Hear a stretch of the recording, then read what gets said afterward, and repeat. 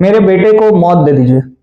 यह बात भारत की सुप्रीम कोर्ट में एक ऐसे दंपति ने कही जिनका बेटा पिछले 13 सालों से गंभीर कोमा की स्थिति में बिस्तर पे है, लाइफ सपोर्ट सिस्टम पे है।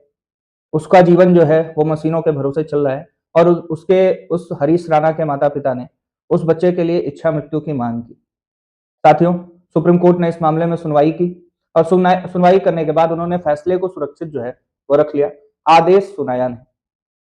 आपको बताता चलूं कि हरीश राणा के केस में निचली सारी अदालतों ने इस बात को सीधे तरीके से खारिज किया था कि हम हरीश राणा को किसी भी तरीके से दया की मौत या यूथेनेसिया नहीं का को मंजूरी नहीं देंगे। लेकिन सुप्रीम कोर्ट ने इस मामले की गंभीरता को समझते हुए इस केस को न सिर्फ कंसिडर किया बल्कि इस पर सुनवाई भी की और जहां तक उम्मीद है बहुत जल्द इस मामले में फैसला भी आ जाएगा।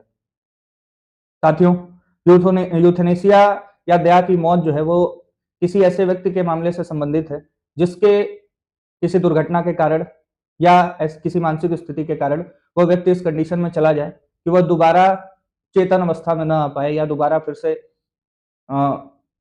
ठीक ना हो पाए, तो ऐसी स्थिति में उसे उसके मौत को भारत की जो सुप्रीम कोर्ट है वो मंजूरी दे देती। भारत में पैसिव यूथेनेसिया को मान्य करार किया गया है, लेकिन कोर्ट ने ऐसा कहा है कि जब भी किसी को यह दया की मौत दी जाएगी तो उसके पहले कोर्ट की मंजूरी जो है वो लेना जरूरी है। हरीश राणा के माता पिता जो है वो यह कहते हैं कि अब हम अपने बच्चे को देखने या पालने की स्थिति में नहीं है, तो उसे मृत्यु दे दी जाए।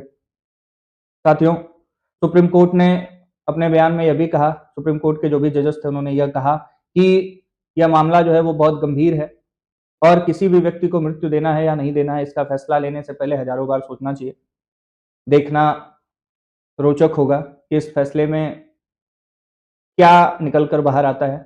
लेकिन फिर भी हरीश राणा और उनके परिवार को मेरे चैनल की तरफ से ढेर सारी संवेदनाएं। बहुत बहुत धन्यवाद।